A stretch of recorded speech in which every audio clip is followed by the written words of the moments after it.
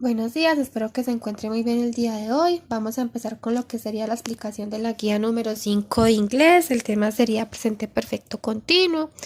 Recordemos que este tiempo gramatical lo utilizamos cuando vamos a hablar de una acción que sucedió en el pasado pero que sigue sucediendo en el presente. Este tiempo gramatical tiene algunas similitudes con lo que sería el presente perfecto. Vamos a ver cuáles son las reglas que tenemos que tener en cuenta para poder hacer oraciones con este tiempo. Serían solo tres. La primera sería que se forma con el verbo have o has. Recordemos que ya les había explicado a ustedes en el video pasado que si es tercera persona se utiliza has. Listo. ¿Cuál es la tercera persona? It, she o he. El resto de los pronombres iría con have. Listo, miremos el ejemplo. Entonces tenemos el primero que es I have been running. ¿Por qué utilizamos have? Porque I no es tercera persona. En el segundo tenemos he has been running. ¿Por qué utilizamos has? Porque he sí es tercera persona.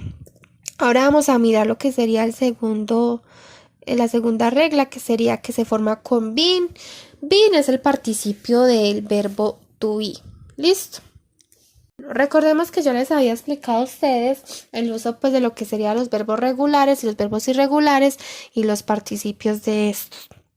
¿Se acuerdan que les dije que cuando un verbo está en pasado y es regular lleva ed y cuando un verbo está en pasado y es irregular puede cambiar en su escritura?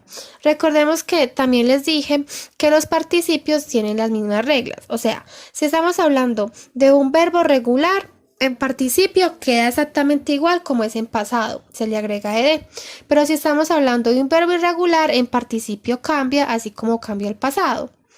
Entonces, para eso también les recomendé tener una lista para que puedan observar cómo quedaría los verbos pues en participio y en pasado si son irregulares. Entonces, este verbo been es participio. ¿Cómo sería este verbo en presente? Be, que sería ser o estar. ¿Cómo sería en pasado? Was o were. ¿Y cómo es en participio? Been. Entonces, vamos a ver este ejemplo. I have been running. Entonces vamos a ver que siempre cuando hablamos del presente perfecto continuo tenemos que utilizar el verbo participio been. ¿Listo? Entonces ahí tenemos la oración que dice yo he estado corriendo. Y finalmente se forma con el verbo principal de la oración en gerundio. Entonces, ¿qué quiere decir esto? Que el verbo termina en ing. ¿Listo? Entonces, vamos a utilizar, por ejemplo, el verbo correr. Correr se escribe run. Entonces, lo único que hacemos es agregarle al final de la última letra del verbo ing. Y ahí quedaría listo. Entonces, el ejemplo sería I have been running. Listo, entonces ahora lo que vamos a ver sería como la estructura para poder hacer oraciones con ese tiempo gramatical. Entonces, para hacer una oración afirmativa sería primero el sujeto, después el auxiliar have o has, dependiendo si es tercera persona, después el participio been, después el verbo con ing y finalmente el complemento. Entonces, vamos a mirar acá este ejemplo. Tenemos sujeto I, auxiliar have, porque I no es tercera persona, participio been, verbo running, porque se le pone ing y finalmente complemento in the park. Miremos ahora las negativas. Sería lo mismo que la afirmativa, pero se le pone la negación en el auxiliar have. Entonces, sujeto I, auxiliar haven't, participio been, verbo con ing running, complemento in the park.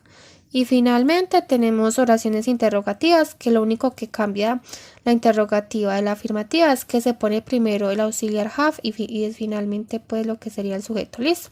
Entonces tenemos auxiliar have, sujeto I, participio been, verbo con ing running, complemento in the park. Recordemos que el verbo con ing es muy sencillo, no es sino colocar el verbo en presente y al final cuando termina se le agrega ing. Entonces si tenemos por ejemplo el verbo eat, se le agrega solo ing y quedaría eating. Listo, entonces ya eso sería como lo que tendríamos que hacer ahí. Solo eso. Ahora sí les voy a explicar pues qué hay que hacer con la guía, es muy fácil. En el primer punto, ustedes lo que deben de escribir es, si dependiendo si es tercera persona o no el sujeto, colocar si la oración va con has o have. Y en el segundo punto lo que deben de hacer es completar las oraciones. Hay unos espacios, hay oraciones afirmativas, hay negativas y también hay interrogativas. Ustedes tienen que tener en cuenta las 3 reglitas que les enseñé al principio del video y tienen que agregar el have o has, el been y también tienen que agregar el verbo con ing. ¿Listo? Eso es todo. Espero que les haya quedado muy claro. Si tienen alguna duda me pueden escribir, que yo voy a estar pendiente. Que tengan un buen día.